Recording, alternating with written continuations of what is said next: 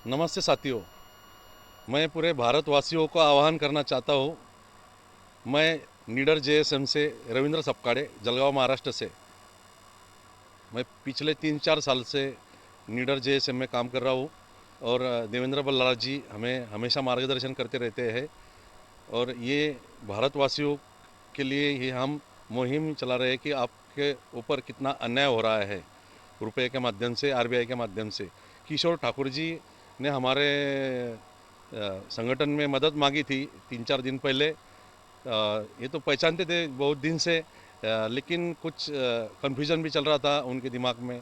फिर हम संगठित होकर आज किशोर ठाकुर जी के घर पर आए और उनको जो कागज़ आए थे बैंक से, कोर्ट से, हमने उनका मुआयना किया। सीजीएम ने ऑर्डर दिया हुआ था इनके घर जब्त करने का, लेकिन इनका घर तो आउटस्टैंडिंग जो बैलेंस है कुछ 12 लाख 13 लाख के करीब है। और जीआर है हमारे पास कि भाई 20 लाख रुपए के नीचे कोई भी घर जब्त नहीं हो सकता।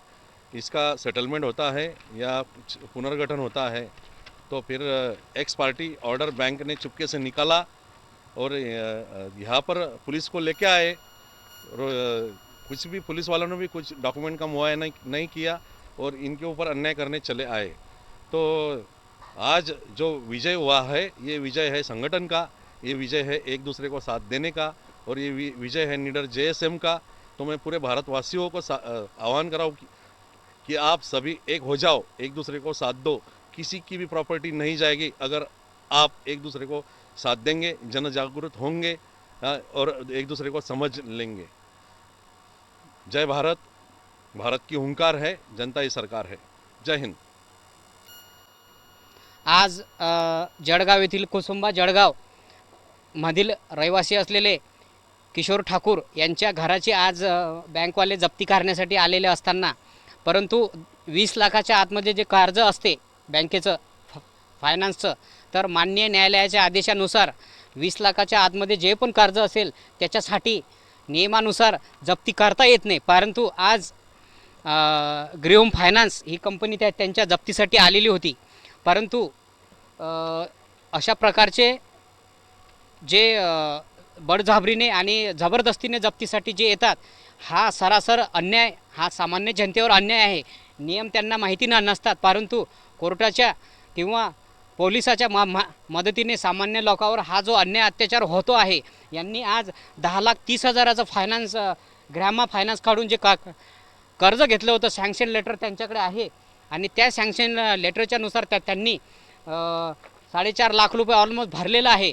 आणि सोबतच ग्रॅहम फायनान्स ही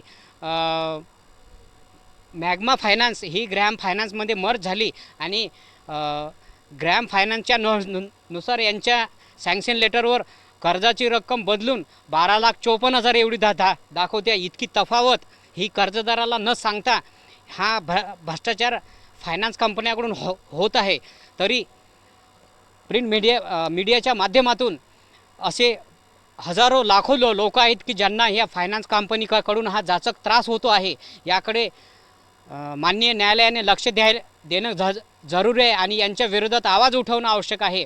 असे महाराष्ट्रामधीलच तर नव्हे तर भारतातील संपूर्ण जे सामान्य लोक आहे, जे आपल्या घराची स्वप्ने बघतात, या स्वप्नांची पूर्तता करण्यासाठी ते कर्ज घेतात आणि काही फायनान्शियल अडचणीमुळे ते भरू शकत नाही। परंतु यांच्यावर जो अन्याय अत्याचार फायनान्स काढून केला जातो, बळजबरीने कर्ज वसुली काय केल्या जाते, तर हे कुठेतरी थांबलं पाहिजे। यासाठी प्रशासनाने याकडे लक्ष द्यावं आणि या सामान्य लोकांना न्याय देण्यात यावा। जनमत लाईव्ह न्यूजकरिता दिलीप वरगट यांची रिपोर्ट। मी किशोर रामदास ठाकूर, राहणार कुसुंबा, तालुका जिल्हा जळगाव। मी सन 2021मध्ये मॅग्मा हाऊसिंग फायनान्सकडनं घर घेण्यासाठी 10,30,000 रुपये कर्ज घेतले होते। ते मला सँक्शनही झाले। काही काळासाठी मी 4 वर्षापर्यंत हप्ते व्यवस्थित सुरळीत भरत राहिलो, पण माझं ॲक्सिडेंट झाल्यापासून आणि घरातील मेडिकल कंडिशन झाल्यापासून काही हप्ते बाउन्स झाले आणि ते मी भरू शकलो नाही।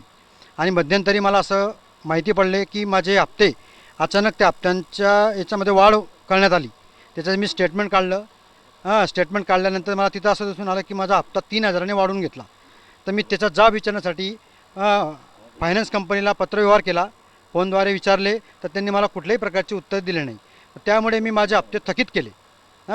त्याच्यानंतर थकीत केल्यानंतर मला ग्रीहम हाऊसिंग फायनान्सकडनं एक ऑर्डर आली की तुमचं घर जप्ती करण्यासाठी आम्ही CJM कोर्टाकडनं ऑर्डर घेतलेली आहे.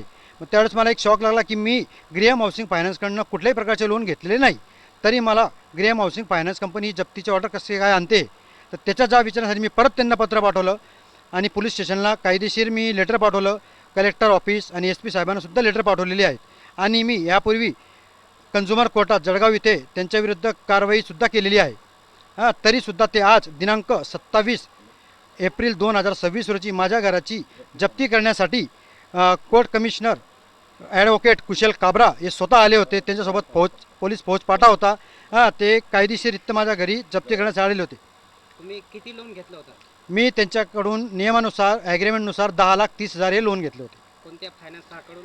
Magma housing finance limited. आणि आता किती सँक्शन आता कोणती आली होती का कंपनी? आता त्यांची जी कंपनी होती ती होती ग्रीहम हाऊसिंग फायनान्स लिमिटेड. आणि त्यांच्या याच्यावर किती सँक्शन दाखवते? त्यांच्या याच्यावरती 12,54,740 रुपये सँक्शन दाखवते. किती भरले तुम्ही आतापर्यंत? मी आतापर्यंत 4 वर्षामध्ये जवळजवळ 4.5 लाख रुपये अंदाजे रक्कम भरलेली आहे नियमित. आणि दुसरी गोष्ट, प्रधानमंत्री आवास योजनेची 2,23,000 सबसिडी ही मला फेब्रुवारी 2022मध्ये माझ्या खात्यामध्ये जमा झाली होती. तीसुद्धा त्यांनी नोव्हेंबर 2025मध्ये मला न विचारता, मला कुठली नोटीस न देता परस्पर माझ्या खात्यातून त्यांनी डेबिट करून सरकारला वापस करण्यात आली असं ते म्हणत आहे. त्याच्याबद्दल तुम्ही काही मागितलं नाही का त्यांना? त्याच्याबद्दल मी त्यांच्यावर वारंवार पत्रव्यवहार केला, ईमेल केला, फोनद्वारे विचारणा केली. त्याचे कुठलेही त्यांनी मला उत्तर दिलेले नाही. आता तुम्ही जे तुमच्या घराच्या जप्तीसाठी आले होते, हां, काय म्हणणं आहे त्यांचं? तुम्ही जो टाईम वगैरे काही भरण्यासाठी? त्यांनी मला कुठलाही टाईम दिलेला नाही आहे. त्यांना मी एकच विनंती केली की माझ्या घरी एक 65 वर्षाची म्हातारी आई आहे जी सतत आजारी असते, आणि एक पत्नी आहे जी अपंग आहे आणि तिला नेहमी कमरेचा त्रास आहे. तिला डॉक्टरांनी बेड रेस्ट दिलेला आहे. पण माझी विनंती, कुठल्याही प्रकारचे कोर्ट कमिशनर जे कोर्टाकडनं आलेले होते जप्ती करण्यासाठी, आणि पोलीस प्रशासक अधिकारी आले होते, त्यांनी कुठलेही ते ऐकलं नाही. त्यांचं म्हणणं पडलं की तुम्ही आमच्या कोर्टाच्या कारवाईमध्ये दखल देत आहे, तुमच्यावरती आम्ही कंटेम्प्ट ऑफ कोर्टचा चार्ज लावू आणि तुमच्यावरती गुन्हा दाखल करू. सदर मी प्रशासनास अशी विनंती करतो की माझ्यावर जो अन्याय झालेला आहे आणि जी रक्कम मी घेतलेली नाही आहे ती मी कोणत्या पद्धतीने परत करू, आणि माझ्याकडे जी मेडिकल कंडिशन आहे, माझ्या घरी जी परिस्थिती आहे, त्याला काहीतरी आर्थिक आणि प्रशासनाने मला कुठल्याही प्रकारची मदत करावी अशी मी प्रशासनास विनंती करतो. कमी रकमेमध्ये काय सेटलमेंट होईल ते सेटलमेंट करून टाका. नातेवाईक लोकांना पैसे देत राहतील अडवून. हा एक त्यांच्याकडे मार्ग आहे. दुसरा मार्ग आहे त्यांच्याकडे हायकोर्टात जाण्यासाठी, तर तिथे कागदाच्या तारखेला अपूर्ण आहे. त्या दोन्ही फक्त चर्चा आहे. ह्याच्यात काय आपलं काही तर नाही. माझं एक म्हणणं आहे, माहिती का, म्हणून बोलायचं आहे. एक आपलं आजारीग्रस्त घर नाही, आलं ते का 100% लक्षात? घर आहे. आणि- त्यांना विचारा, त्या दिवशी मला तर माहित नाही, साहेबाला फोन आला, ते म्हणे करत असत.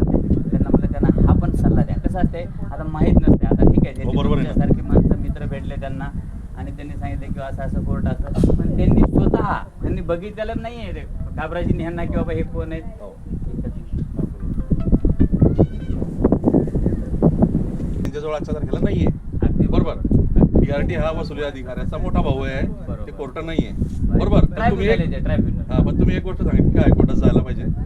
हायकोर्टात जाण्यासाठी त्यांच्याजवळ वेळ अपूर्ण आहे.